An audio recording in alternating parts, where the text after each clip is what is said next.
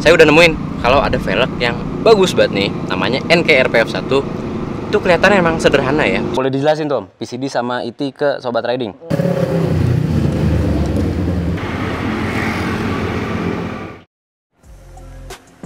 Halo Sobat Riding, kembali lagi bersama Bagas Satrio dalam program Ride in Style. Nah, sebelum-sebelumnya nih, kita kan modifikasi si Vios ini tuh bagian eksterior aja ya.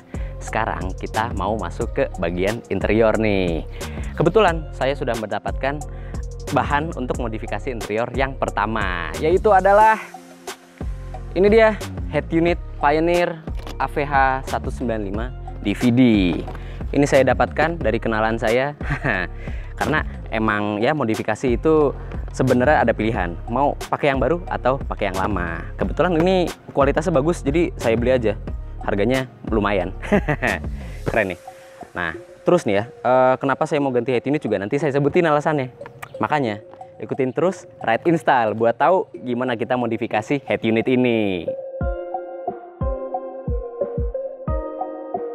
Nah Sobat Riding, sekarang kita sudah menuju ke bengkelnya nih. Saya dapat bengkel untuk ngubah head unit ini, namanya adalah Mawar Car Audio. Itu di daerah BSD Auto Parts. Sekarang kita sudah menuju ke sana. Mau tahu nih kita juga emang modifikasi head unit tuh kayak gimana sih ya kan? Makanya kalau kalian penasaran, ikutin terus.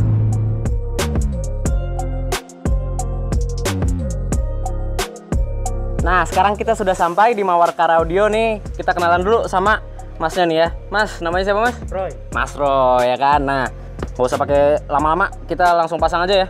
Oke. Mantap. Sekaligus sama kameranya deh, boleh? Saya tertarik nih pasangin juga sekalian kamera ya. Iya, belum ada kameranya ini kan? Iya nih makanya. Ya, kita pasang sekaligus sama kamera. Oke, yuk ikutin terus.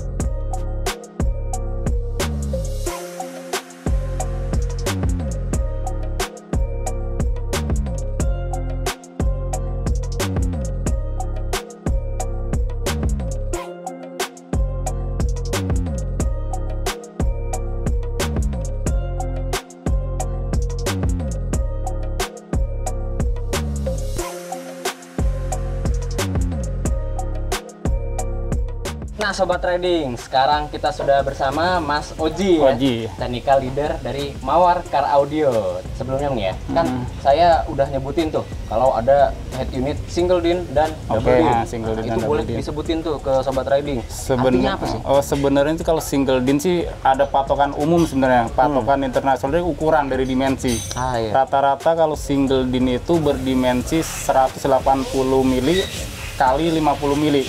Jadi yang ukurannya kecil emang. Kalau double din itu berarti ukuran 2 kali lipat dari ukuran standar itu disebut double din. Tapi double din juga ada ini, ada yang layar, ada yang non layar. Yang penting ukurannya kalau single din itu 180 mili kali 50, walaupun dia layar atau nggak layar, kalau 2 kali lipat dari ukuran itu disebut double din. Kan umum orang double din itu pasti layar, bukan. Double din itu ukuran 2 kali lipat dari ukuran standar. Nah, standarnya 180 mili kali 50 mili. Kalau ini kan disebutnya kan double din. Sebenarnya single din itu segini, ukuran standar. 180 mili berarti 18 cm kali 50 berarti 5 cm. Ini disebut double din karena 2 kali lipat dari ukuran single din. Ya, jadi emang tergantung ukurannya ya. Ukurannya betul. Berarti orang-orang salah kaprah tuh kalau misalkan double din bilang sebenarnya bukan salah kaprah. Gimana kurang tuh? Pemahaman. Iya. Oke. Jadi emang kalau double din itu nggak terfokus ke layar aja, Enggak. tapi bisa. Kan ada kayak standar mobil-mobil tertentu dia belum layar, cuman double din karena dua ukuran dari single din. Kayak misalnya contoh, oke lah kayak ras tahun lama kan dia lebar. Nah itu pun disebut double din karena ukurannya 2 kali lipat dari itu 180 mili kali 50 mili.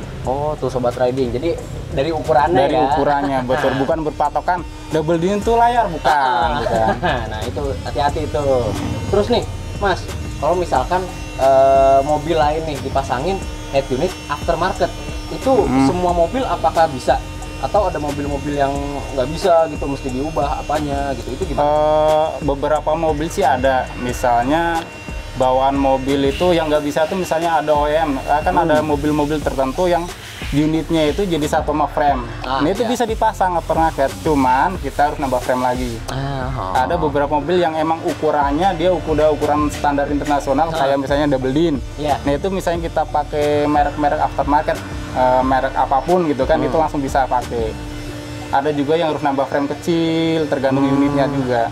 Jadi emang kalau mau ganti head unit tuh ada yang beberapa yang mesti frame-nya ya? Betul, makanya kita lihat mobilnya apa. Perlu nambah frame apa enggak gitu. Biasanya kalau kayak mobil Jepang, terutama kayak Mazda, itu biasanya harus nambah frame. Biasanya Mazda, Toyota sih kayak Camry, bla bla bla, itu harus ada frame lagi. Oh mesti ini ada custom kita ya, harus gitu. Misalnya, saya memasang ini unit gitu kan. Berapa gitu kan, tanda kutip berapa. Kita lihat dulu Pak, itu bisa terpasang tanpa frame atau harus frame gitu. Oh, oke. Jadi emang ini ya, ada beberapa mobil yang mesti di custom ya, diubah. Betul. Dudukannya Bilang bukan dudukan ya. Frame-nya itu. Jadi kan ada unit yang emang jadi satu sama frame, dan kita kalau mau ganti emang harus ada penambahan frame. Oh, oke. Nah, terus kalau misalkan mobil yang udah cukup tua banget nih, yang cukup tua, masih pakai radio analog tuh, boleh, ya kan, yang masih diputer-puter. Nah, itu bisa nggak diubah? Jadi bisa. kayak layar gini? Kalau layar sih kita lihat space-nya dulu ya. Kalau emang biasanya sih mobil lama itu space-nya emang unit bawahnya AC. Betul. Nah, kita anggap mobil-mobil Eropa kayak Mercy, BMW, tapi ada unit mobil lama pun yang unit bawahnya laci. Nah, itu kita bisa pasangin double din. Kalau era sekarang sih bisa. Misalnya berpasang, dia cuma single din, bisa nggak dibikin layar lebar? Bisa. Contohnya biasanya Android sekarang kan badannya single din, tapi layarnya ada yang 10 in, ada yang 7 in, itu bisa. Bisa ya? Bisa dipasangin, bisa. Keren juga. Cuman memang ada biasanya konspeknya dikit, kisi-kisi AC ketutup dikit, biasanya gitu doang. Kurangannya di situ sih. Ada plus minus ya, ada harus korban.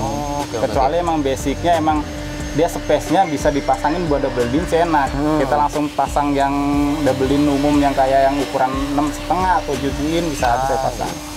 Oke. Nah, terus nih ya Mas, kalau misalkan udah ganti gitu kan head unit tuh, ya kan, pasti ngaruh dong ke kelistrikan. Ngaruh. Nah, itu pengaruhnya kalau setelah ganti head unit sama kayak tadi contohnya tuh Mas, pasang kamera juga ngaruh ke kelistrikan tuh kayak gimana tuh ngaruhnya? Sebenarnya sih penambahan daya ada. Ada penambahan daya. Cuman kalau misalnya biasanya unit standar, kalau kita dalam arti tidak ada pemasangan power sih, biasanya penambahan daya sangat sedikit kali, biasanya sedikit. Kecuali kita udah ada install power, itu otomatis nyedot setrum daya lebih gede. Makanya sebenarnya semua pemasangan mau gede mau kecil, sebenarnya kalau ada fuse itu buat pengaman.